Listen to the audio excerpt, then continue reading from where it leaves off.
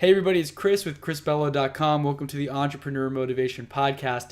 Today we have a very special guest, somebody who needs very little or no introduction, honestly, because he's gotten so big on social media, over 1.5 million subscribers on YouTube.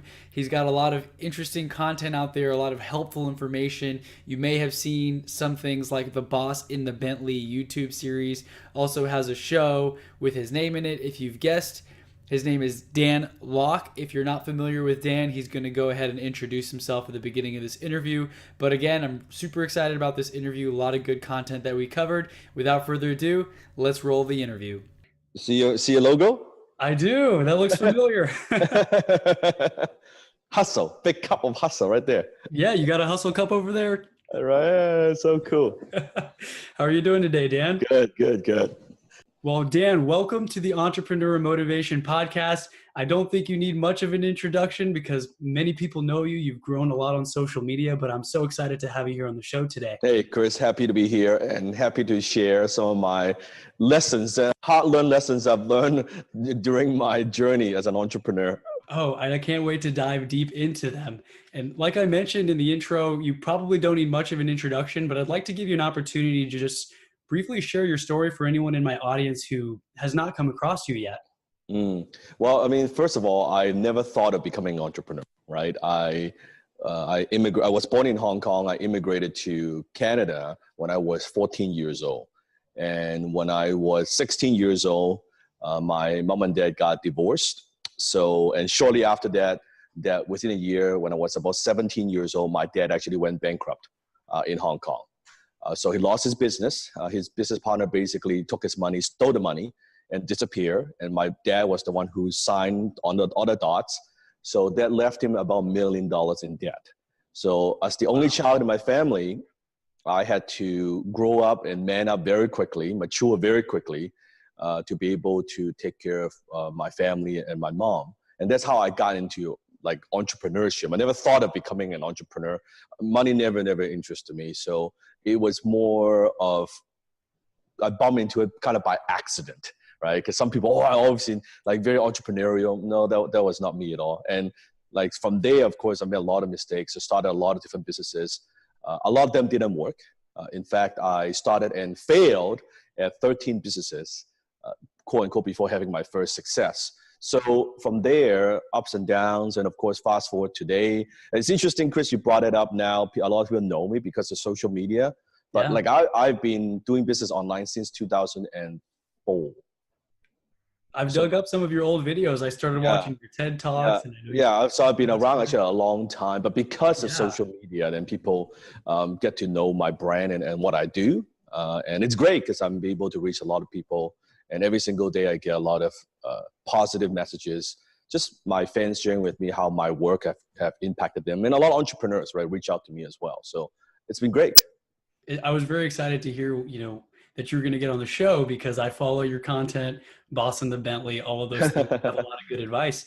And I wanted to tap into your knowledge for my audience as well. So sure. Thank you for sharing a little bit about your story.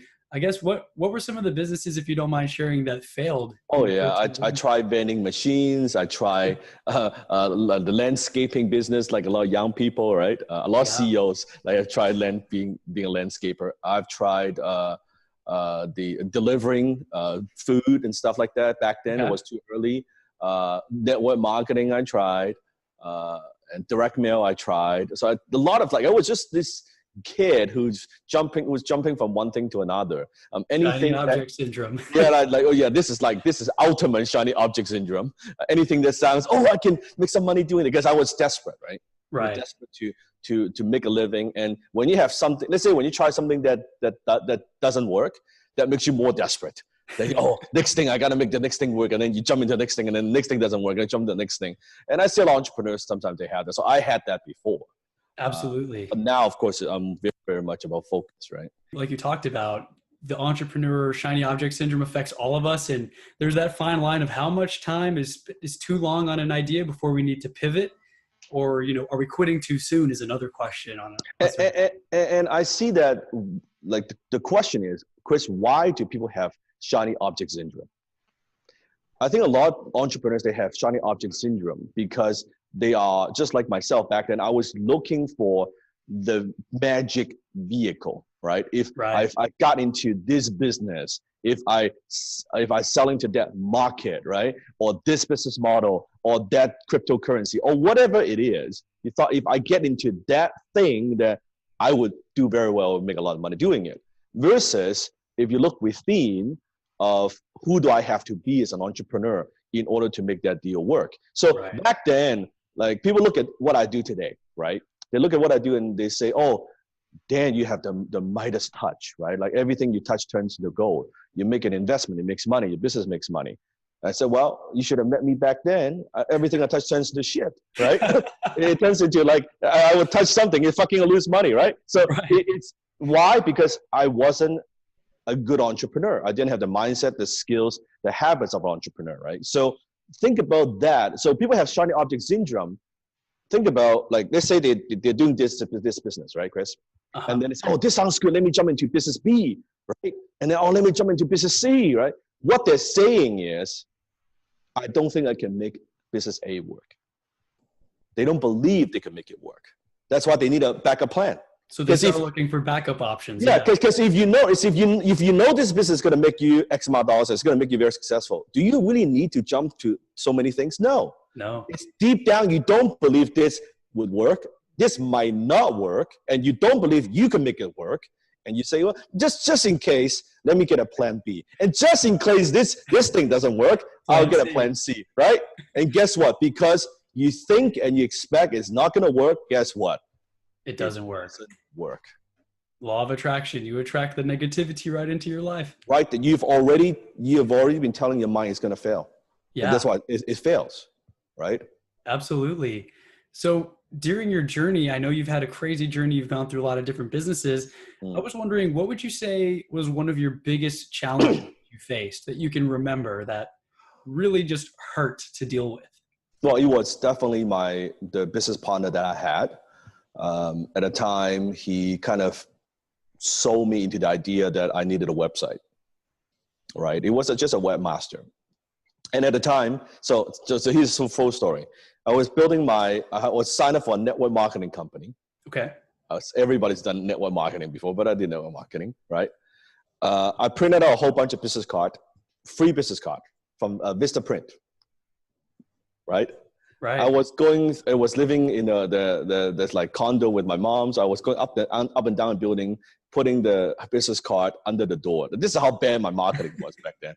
It's just like, it's free business card. Cold marketing. Oh my God, right? It says like free business card, get 500 business card on the back, like for free. The front, it's so dumb. Anyway, so I was slipping under the door, and there was my neighbor within the building. He's a web guy. He said, hey man, I got your card here. Hey, let's meet. Let's see what you do. And I'm more excited. Oh my God, I'm gonna close a person, right? I'm gonna get a distributor. Sat down with him. The guy closed me on, hey man, you need a website. This is stupid. You shouldn't be doing this to attract like business. I said, yeah, I need a website, man. So he sold me on the idea. I paid him like, I think a couple grand, which I didn't have.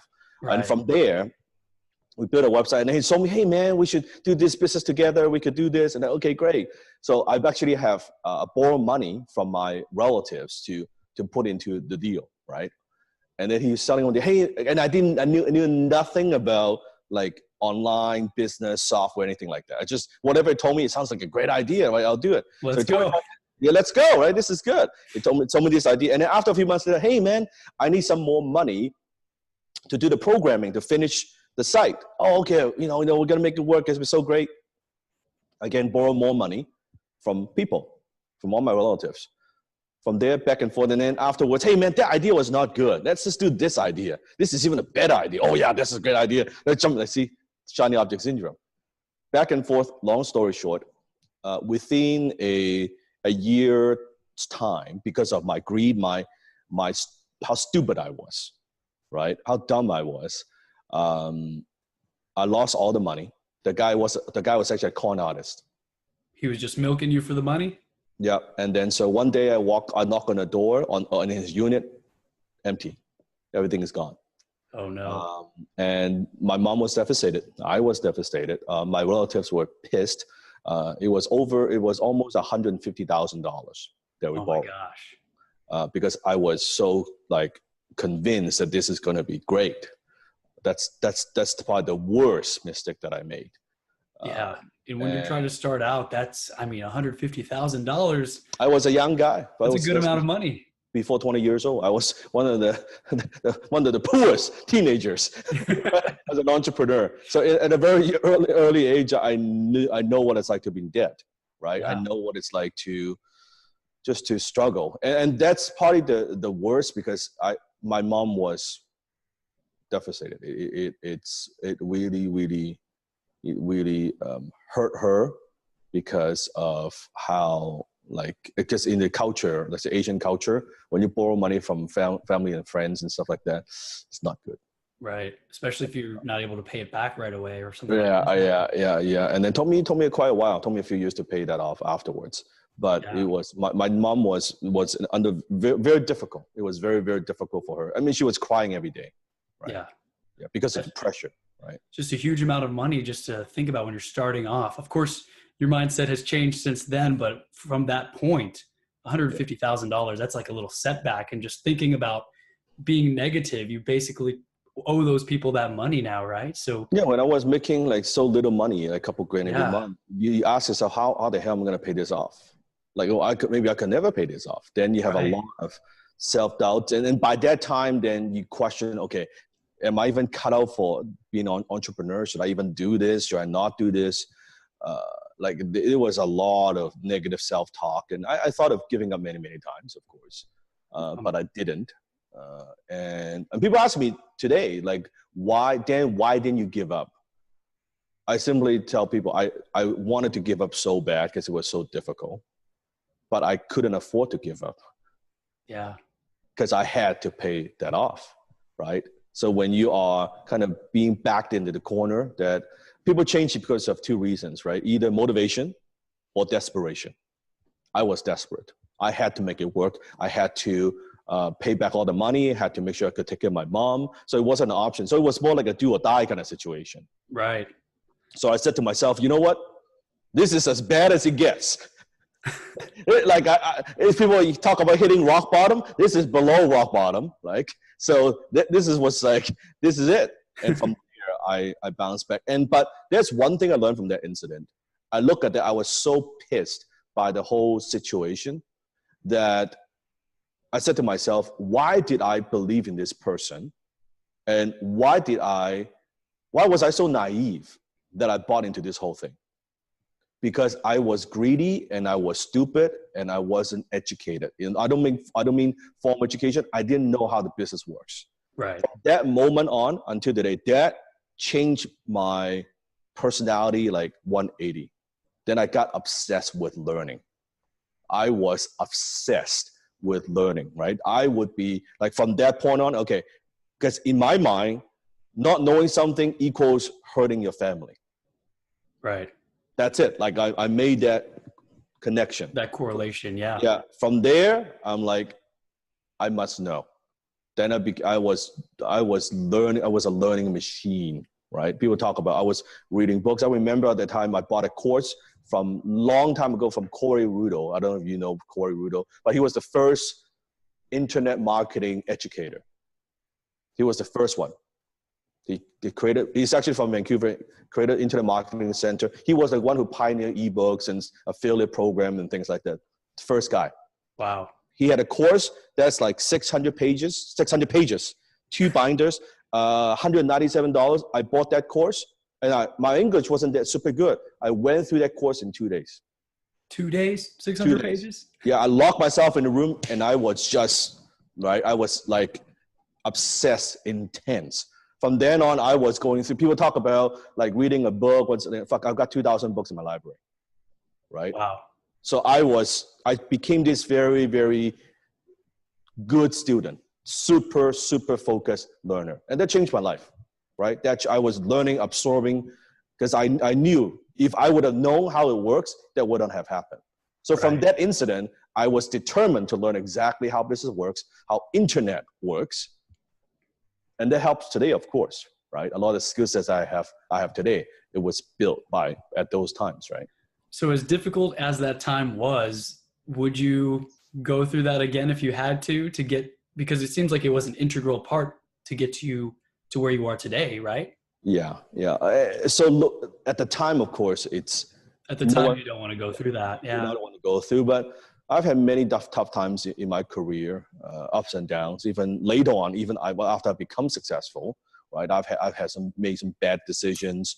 I made a bunch of angel investments, right? I invested in Mhm. 10 different tech companies. All 10 of them freaking lost money, right? So like, I did some stupid shit, right? Yeah. I was blowing money, like stupid money, buying a new car every year, that kind of stuff. So I think we all had to go through some of that, and that shaped who I am today, right? Right. So I would say going through it at the time sucks, but looking back, it's probably one of the greatest things that ever happened. Just like my dad, right? Because he went bankrupt. If he didn't go bankrupt, I wouldn't be so motivated, so driven my entire life, right? Because I knew at an early age I need to be self-reliant, right? I could only, you cannot even count on your dad to provide. You could only count on yourself, right? So Exactly. That hunger and that that drive is hunger, yeah, something that, and they ingrained it in me, and they never changed. So I would say, yeah, all those little incidents and mistakes and challenges shape who I am today. So I wouldn't take that away. absolutely. Because if everything was easy, then you wouldn't learn from those lessons I and don't wouldn't wish that grow. I don't wish that on people though. Right, right. I do It's not not wish something that. you want to wish on somebody, but it serves as a lesson if you do go through it. Yeah. Well, thank you for sharing that. That sounds definitely difficult, and I know many of the people in the audience, while it may be smaller sums or larger sums of money, I'm not sure we've got people from all over the place in the audience. That's still a tough lesson to learn, but I'm so glad to see that you did not give up and that you've continued to press I through. think people like all the young entrepreneurs, seasoned entrepreneurs understand a couple of things. First of all, doesn't matter what you're going through. If you kind of future pace yourself 5, 10 years and looking back, whatever huge problem you have, you think you cannot solve is actually not that big of a problem. Right. Number one. Number two is don't think that as your business gets bigger and you generate more revenue, that your problems go away. They never go away. In You fact, get bigger problems. you get bigger problems, right? Any problem solved will immediately be replaced by a bigger problem. So as you grow, your problems become more complex. They are bigger. They have more downside to it. So don't think, oh, as I make more, then all my problems go away. No, it's actually the opposite, right? And the bigger you are, the more responsibility you have. Absolutely. It never goes away. No, no. The pressure that you have, it's greater, not the air. The air is thin at the top. Yeah. Yeah. The air is very thin at the top, I would imagine. Yeah. And I'm sure the pressure's on you too to continue to succeed and crush bigger goals as you continue on, right? You don't want to reach a And it's certain not, level. to me, it's not so much me reaching bigger goals. I don't do things for like myself. Okay. Like I think as an entrepreneur, your motive changes. Okay, evolves. So in the beginning, like Chris, in the beginning, all I wanted to do is to make enough money so I could support my mom. Right? That was it. That was a very, very simple goal, right? There was a time where I thought, oh, if I can make 5,000 a month, that I would be like a happy person, right? That's all I needed. So from there, and then once you have some money, and then now I want to make enough money, so I want to have maybe more freedom, right? So that I could get to a place where I'm free, I'm on the beach, I don't have to work, right? That could be your motive. You want freedom. And after that, you figure that's not it either. Then you do the next step, and it's like, okay, now what, right? What's next? So nowadays, it's more, it's not so much driven by goals. It's more, hey, I have a lot of people that are counting on me. I have a lot of people that I need to be responsible for, right? My team, which they are like my family, my students from all over the world. So it's a much bigger responsibility, and So your now you're focus. more driven from the responsibility of all those people that are looking up to you. Yeah, and the analogy I like to use is always this, right? Imagine in the beginning is you're on a little boat, and you're only by yourself, and you kind of going along, right? You're going out on this adventure, right? On this ocean. And before you know it, you're like, oh, you don't want to jump on boat? Hey, why don't you jump on the boat? Now your boat gets a little bigger, right? Then you need to upgrade your boat. Maybe no, I need something a little bit faster. Let's get a little motor here, right? Instead of having made out of wood, let's made out of something else. Like it gets a little bit bigger, and then you have a few more people on board. People see that, they want to jump on board.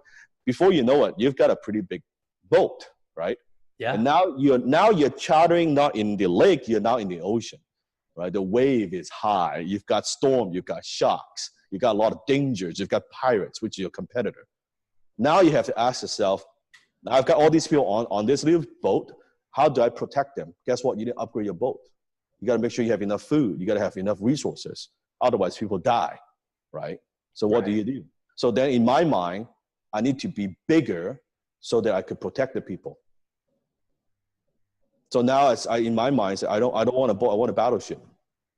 I love that. I want a battleship. I want a battleship. I don't want it made out of wood. I want my boat to made out of metal. So you're going to skip the cruise ship completely, go straight to the battleship. Because the ocean is ugly, right? Business wall, right? So yeah, I want to have like firepower, cannons, all that on the battleship. So if like something happens, I can protect the people. So before you know it, you just have this massive thing that me as a captain, that I'm looking at, okay, where are we going? Let's make sure we don't hit the iceberg. Let's make sure we go to that island, right? That's the promised land. That's where the destination we want to go. But we are in this ocean, right? And we're a lot of factors that are outside of our control that happens all the time. Could be the weather, could be whatever, right? So that's the way I see it. So your motive changes a lot. So before you're on a little boat, hey, it's kind of fun. Now it's a different thing, right? Right. You've got mouths to feed and people to protect. It's a different level of responsibility entirely. And then more people jump on the boat because they need the protection. Yeah. I can see how different that is from when you're just the solopreneur and you're just taking care of yourself. You know, if things don't work out, it's okay. I'll go live at mom's house. Whereas you've got a company and you've got a team, you've got people relying on you for their paychecks as well now. Yeah. Your responsibility definitely increases. Yeah, and plus so with the internal team and then even students are over 5,000 closers from around the world in 150 countries, right? Yeah. And we're still growing very rapidly. That's 5,000 people. So my decision affects 5,000 family lives and their clients' lives and the people that they serve, right? It's a big ripple effect, right?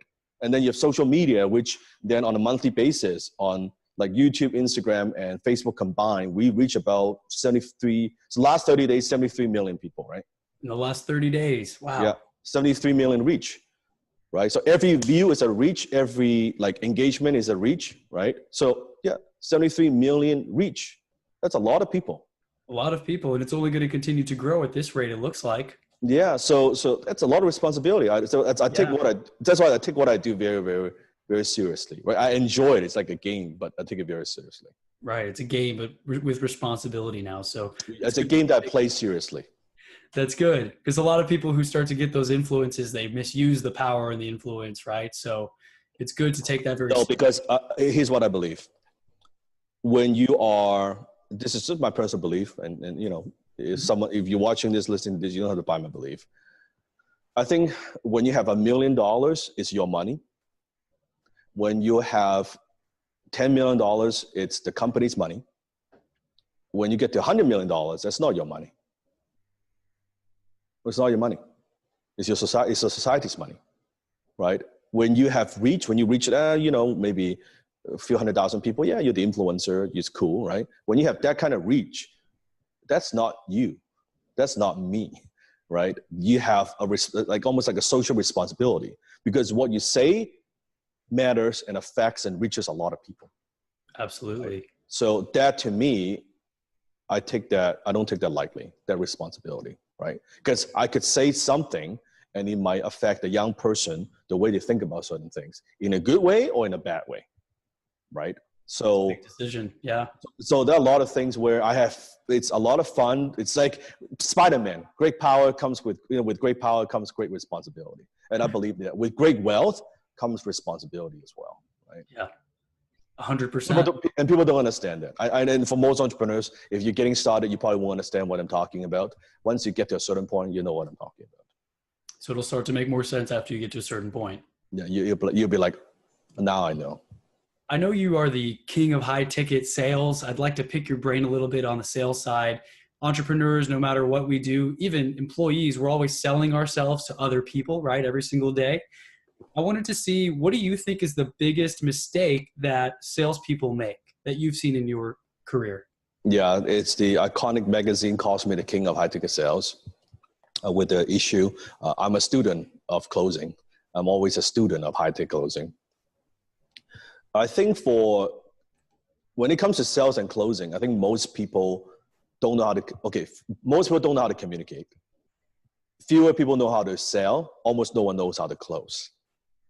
A lot of people, salespeople, they do, let's say they do prospecting, right? They do a demo walkthrough.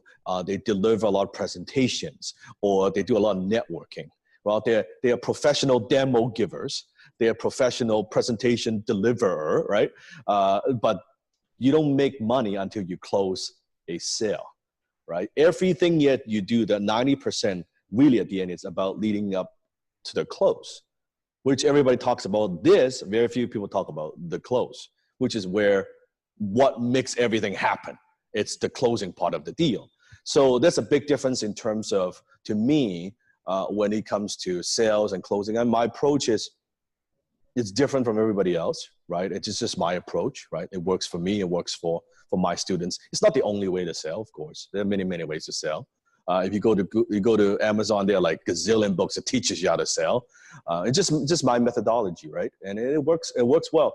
We just did a calculation in terms of my students that are trained within, like, all around the world, the revenue we've been able to produce for companies using the skills I taught them over, in the last even couple of years, $3.5 billion. $3.5 billion with $1 billion. Wow.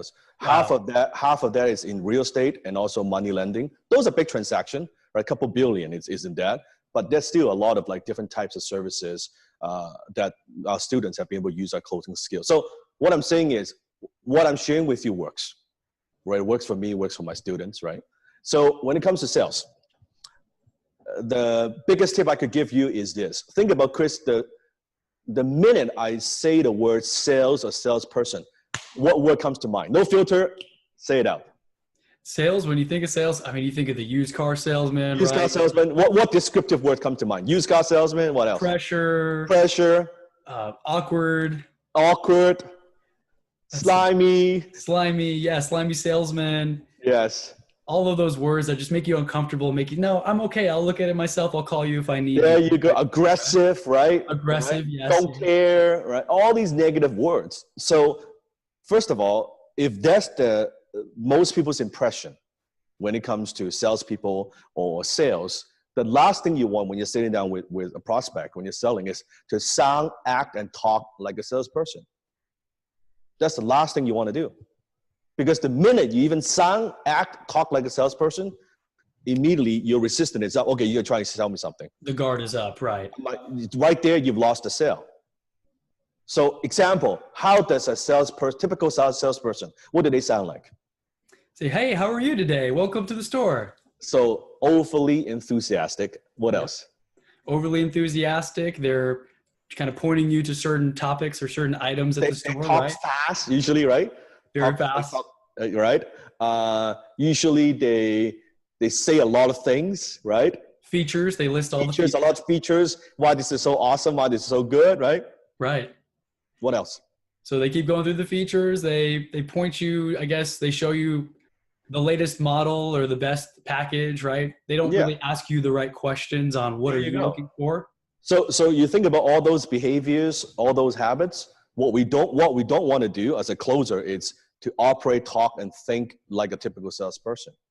So one thing I teach all my closers is, first of all, you don't close with your mouth, you close with your ears. So the minute you're overly, because a lot of typical sales books, I think a lot of those techniques are out of date anyway. That they teach, you gotta have an energy, man. You gotta be enthusiastic, right? Because it's about emotion. You gotta transfer those emotion. No, because subconsciously that creates distrust. So instead, you haven't even done anything. You've lost the sale. So your tonality, all that plays a part. So instead of being like that, I always say, almost think of yourself as a doctor. talk like a doctor. How does your doctor talk? Do you walk into your doctor's office? Let's say you have a headache, you walk in the doctor's office. Hey, Chris, so good to see you, man. So excited to see you. How you doing today? Is your doctor going to do that? Nope. Let's check your blood pressure. Yeah, it's like, oh, man. Okay, is your doctor going to be like, Chris, man, I got a special today. I got a very special today, right? I'm going to prescribe this kind of drug, and you buy one, you get one free. Wouldn't that be nice? You're not going to do that, right? No. You're like, what's wrong with my doc, right? No, your doctor sits down, okay. So, Chris, tell me what's going on today. What's going on? Well, doc, I kind of have a headache here, or I feel a bit of a fever. Okay, let me measure your blood pressure and see what's going on, right? That's how you should talk. Not overly excited. You're calm. You're cool. Because the minute you do that as a salesperson, as a closer, your prospect can feel you're not attached. Right. You're not. I just got a message this morning in my Facebook group. One of my students who is a car sales guy, right? He used to sell maybe 10 cars on a monthly basis, 10 a month, right? Just this morning, today, he sold 2. Already? After learning from me. He said, in those 2 sales, we use like boom. Every time I get a sale, we use a boom. He said, the 2 booms I got, I didn't even talk about the car. I said, yeah, just good. Talk about the person, huh? Talk about the person. It's not about the car, right? You talk about the person. What are they looking for? Why are they looking for a car? It's boom from there. It's so easy. I don't feel like I'm pressuring them. And he said, the greatest thing is after I close those sales, they say, thank you. That's when you know you're a good closer. After you close a prospect, they say, thank you. Because you've solved their problems. It doesn't feel like a hard sell. You're solving a true need in their life. That's right. And I teach all my students, you never ever say thank you to a prospect. I say congratulations. Congratulations. Okay. Congratulations on purchase. Congratulations on making this decision. So congratulate, don't thank. So I mean, I could talk 10 hours for this, right? Really, this is what I do. So a lot of these principles and strategies, you see, Chris, is very different from traditional sales. Traditional sales is all about the prospect has all the power, right? Because they have the money, they can make this decision. No, the way I teach it, let's flip it around. As a closer, we have the power. We have the power to help, to serve, to inspire. But we also have the power to say no. We have the power to walk away. If it's not a good fit, we'll tell the prospect, you know what, I don't think this is the right thing for you. I don't think this is the right time for you. Tell them that, right? I'm going to try to get every sale. It's dumb. Don't think that way because it may not be a good fit. They may not be the right prospect. Your offer may not be a good fit. You need to be able to filter, right? So, and that's a big difference, like closer versus just a typical like salesperson. That could go on and on. Thank you for all those nuggets of wisdom. That's really good. And I wrote down congratulate, don't thank. I really liked that part. I'm going to add all of this in the show notes. And slow down and ask. You should be, as a closer, you should be talking 20% of the time. Talking 20% and listening the rest, 80%. Let them talk. Because here's what I believe. When you say something, it means something. When your prospect says something, it means everything. So even though I know that's what you need, I don't want to say it. I need to ask a question to have you say it. Okay, so you're trying to elicit them to say that. Because when they say it, now it's their decision. Okay, when you say, it's not something you're saying. Yeah, like who likes this? Like, Chris, do you like this? Hey, you need to do this, and you need to buy this, and you need to do this. No. I'm leaving. Yeah, like, don't tell me what I need or what I don't need, right? Yeah. It's like, hey, Chris, have you ever thought about this? Have you considered this? Right? Okay, I never thought about that, right? It's like now you are now emotionally invested in the process. Right? So at the end, when you make that buying decision, it's your decision.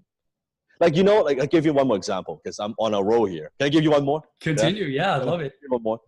A lot of people talk about, 110 ways to close somebody, right? Right. Like, you have 100 different ways to close someone. I don't believe in that at all. Here's why. Because if your closing technique is so good, why do you need 100 different ways to close someone? Like it's like I'm a martial artist, I'm a martial art guy, right? Right. Why, if your punch is good, why do you need 100 different ways to punch someone? One punch will get the job done. Mm-hmm. Right? If you've got substance behind that punch. So I believe in it's very simple way to close. Like my closing line is like very simple. Here's my closing line. By the time the closing doesn't happen in the last 5 minutes or 5 seconds, the close started the second you're on the phone with somebody. You're closing all the way, right? You're guiding them through the decision. At the end, something I like to ask, what would you like to do? That's my closing line. And you just leave it to them to respond. Yeah, Chris, so what would you like to do next? Tell me where to sign.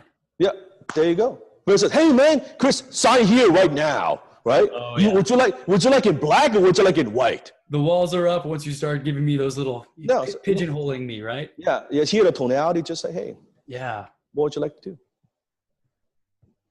Talking like a doctor. That's it. What would you like to do? What would you like to do, right? Right. So I want to do this. Decision power to the prospect. Yeah. And then sometimes I might even say, are you sure? Are you sure this is something that you want? And you'll let them justify it, right? Like, yeah, of course it's something I want. Yeah, I want it right. Are you sure you want to do this now? Yeah, I want to do this now. I'm ready. Boom. Right? So then they feel good about the purchase. I feel good about the purchase. Then you also don't have that buyer remorse kicks in. Like next day they change their mind. I don't know if I still want to do it because the night before you twist their arms, you hard sell them, you pressure them into saying yes. No.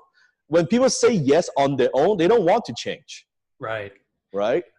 I actually deal with this a lot. I work in real estate, buying properties in as-is condition, like wholesaling real estate a lot, right? So a lot of times it's that pressure where you're trying to come at them and let them answer questions instead of you telling them what the solution should be.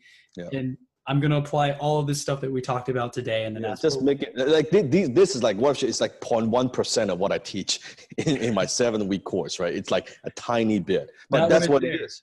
Yeah, I'm going to go get a deal after this interview. Yeah, it's a very, but there's so many different techniques and tactics and principles, right? What we do, and that's why it's effective. It doesn't feel like a sale, right? And it shouldn't feel like that, right? And when you know how to ask the right questions at the right time with the right tonality, with finesse, that's what closing is really, right? Asking the right questions at the right time with the right tonality, with finesse. That's what closing is all about. It's not about memorizing. Like a lot of students, they come into my program and say, Dan, just give me the script. What's the script, right? And after a few weeks in the training, I said, there's no script. They're like, what the hell, man? Right? Like, I said, there's no script. Because how could you go into a conversation to connect with someone with a predetermined plan? Because every conversation is completely different. Yeah. So you can't, it's like going into a fight with a predetermined plan. It's dumb. It doesn't work. It's dynamic. But there are certain principles we follow, right? But we are not going through, okay, you say this, then I'm going to say that. I'm going to ramble on like this. No, it's not about that. It's about having this connection, this interaction with people. When people, they feel comfortable and they trust you and you feel comfortable, right? And you have a solution that could help them solve the problem, then that's how you close the deal. It's very simple. And I always tell people, like in the beginning of the conversation, it's a very powerful line. Let me give you just one more. I just tell them very upfront in the beginning, maybe 3-5 minutes in the conversation. Hey, Chris, let's say, imagine I'm closing, okay? Imagine I'm talking to you. Hey, Chris, today we're going to talk about how possibly this plan could help you with X, Y, Z, okay? And I want you to know at the end of the conversation, if you don't think this is the right thing to do, it's okay to say no to me. Okay, sounds good, Dan. Is it right there? It takes the tension away. Because you're giving them that option to say no later in the conversation. Exactly. It's like, you know what? I want you to know it's okay to say no. Okay. Now they relax, right? Versus, oh my God, this person's going to sell me. This person's going to sell me. Yeah. So from there, it's just a simple thing, like a very powerful line. It's okay to say no. That's really powerful. And that's something that I need to actually start using more myself, because just right there. People always put their guard up right away thinking, when's the pitch coming? They're going to sell me something. That's it. Give them that out. They can put the guard down a little bit. But now they don't want to say no. Because when you say it's okay to say no, they don't want to say no. I don't want to say no, right? I want to get this done. But you want to have the option to say no if you wanted to, right? That's right. They want the choices, yes. That's exactly it. Give them the choice. It's okay to say no. Right? And sometimes if you're meeting face to face, you can say something, hey, Mr. Prospect, I don't want you to know it's okay to say no if you think this is not a good fit. In fact, if I think it's not a good fit, I'll say no to you. So it goes both ways. Boom. Good. We're professionals, right? Let's talk like professionals. Let's not talk like a typical sales prospect kind of thing. No, just if it's not good fit, you say no to me, I say no to you. Is that Right. fair? It's got to be win-win. Right? Simple. That's perfect. Thanks so much for that answer. I'm taking a lot of good notes over here. I'm learning. So what are some of the tips and the advice that you can give to entrepreneurs who are looking to grow a team and create a dynamic company culture that produces results? I think first of all, you got to have a very clear vision of what you want.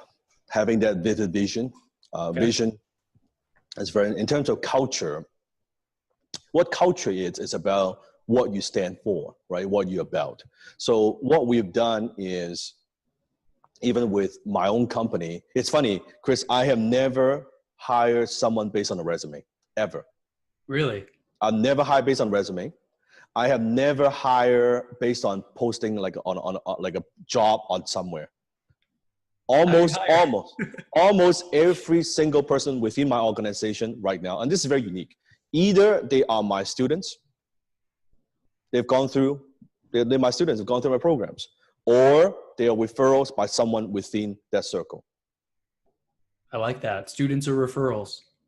That's it. So like I always describe our team as like a group of Avengers. It really is. That's why I have an Iron Man, but it's a group of Avengers coming together with very talented people. And by the way, a lot of the people who join the team, people talk about, again, this is what I do is very unique, right? Mm-hmm. A lot of people talk, let's hire the best people that I could, like A+ people. I don't hire A+ people. I hire good people, right, who believe in our culture, and I give them the skills. I bring on the best training from all the experts. I turn them into the A players that they could be. So if you look at my even executive team, my leadership team, not one person on my executive team, they came from that background. Meaning someone like say my social media director running my YouTube channel, he doesn't have a YouTube background.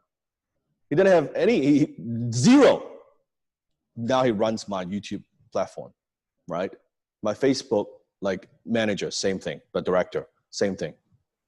I always hear that as well, where you hire for character and you can train the skill. I can train the skills. You learn are on the job, right? It's not, You don't come out of college or school or just take one course and learn everything. And because the way I believe, because when I was younger, my mentor, Alan, my first mentor, gave me the opportunity. I didn't have credentials. I didn't have any of that stuff. But he saw something in me. Then he gave me the opportunity. The same thing. Like my team, if you ever, people who have encountered, met with my team, say, you've got a phenomenal team. Like, how do you find these people? Culture, right? The things, because if I just hire someone from the outside, they don't understand what we have. Versus if they are, let's say they're students of mine, they've gone through the transformation, they know the value that we provide, that buy-in, it's a very different thing. It's a very, very different thing, right? Because they're raving fans almost of. They know. Right. Yeah, they know what the students or customers are going through. So it's great, right? From there, almost every single person on my team. Almost every single person on my team. That's amazing. So students or referrals, that's a really good note to make. Never hire based on a resume. I never looked at a resume. Resumes are 80% made up half the time, right? I don't care. Well, first of all, most of that is they're lies anyway. Right. Oh, I took this course on Udemy. No. But one thing I do like to do is I like to give people doofus tests. The doofus test? The doofus test. And what's that? I test my people out like crazy. So meaning, let's say, like people talk about 90-day probation and this and that. No, like I would give them like, let's say, Chris, I want to hire you to do something. Okay. I'll give you a task that's like very, very difficult and a very, very tight deadline. I want to see how you operate under pressure, right? I want to see how you operate with limited resources. I just want to see how you operate. It's the best way to tell. That tells me way more than a resume. Yeah. Do you usually switch up the task, or do you kind of use the same one just as a? No, different people, different things. Or sometimes I might do odd stuff like, hey, Chris, let's have a meeting 4 a.m. in the morning. I want to see how they'll make it. Oh, yeah, I got to sleep, man. I'm tired. My alarm didn't go off. You hear all the excuses. That's a good way to weed people out. That's right. Right there. If you make excuses before before we work together. I know you make excuses after we work together. 100%. Yeah. You have a new book coming out, Unlock It. I just wanted to give you a quick second to talk about that and then share where our listeners can find you. Yeah, so with the Unlock It book, some of the things that I was talking about, there's a whole chapter dedicated to just closing. I think you'll enjoy that chapter. Closing. We've talked about, closing. And I've also talked about how in my life, you see the book, you only can see the subtitle. It's called The Master Key to Wealth, Success, and Significance. So it's not just wealth and success, but how to evolve to significance. And that's what I was talking about earlier in this interview, right? Right. Unlock It book. And you can get it, you can now pre-order it at theunlockitbook.com, THE, Unlock It, LOCK, unlockitbook.com. And you can order copies coming out in a few months. My best work. And it's published by Forbes Books. Theunlockitbook.com. I will be sure to link that all up in the show notes. And it's not very difficult to find you. So Dan Lok on all your social media accounts. Is that correct? Yeah, that's right, everywhere. And you can go to danlok.com, DNLK.com. They can reach all the social media. They can find all that from there. That's kind of the hub. danlok.com. Well, Dan, it's been a pleasure having you on the podcast. I'm going to have so many notes for our audience in the show notes because you dropped a lot of value today. Thank you, Chris. I appreciate it. I really look forward to reading Unlock It and learning from you going forward as well. And keep crushing it, man. Hey, you as well. Thanks so much, Dan. Thank you. Take care. Well, hey, everybody. I hope that you enjoyed that as much as I did. I loved getting to pick Dan's brain. And again, I'm not quite on Dan's level yet, so I was very excited to just have that opportunity to talk to him face to face and to get to pick his brain and ask a little bit of questions that I can apply to my own life and scenarios as well. So let's talk about some of the key takeaways real quick. In this episode, there's a lot of key takeaways, a lot of great content.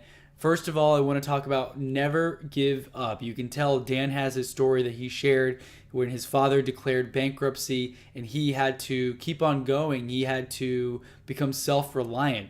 He also talks about struggling with that con artist who kept on looping him in and spending more money where he had to borrow money from friends, family, and all of that he was unable to pay once he ran out.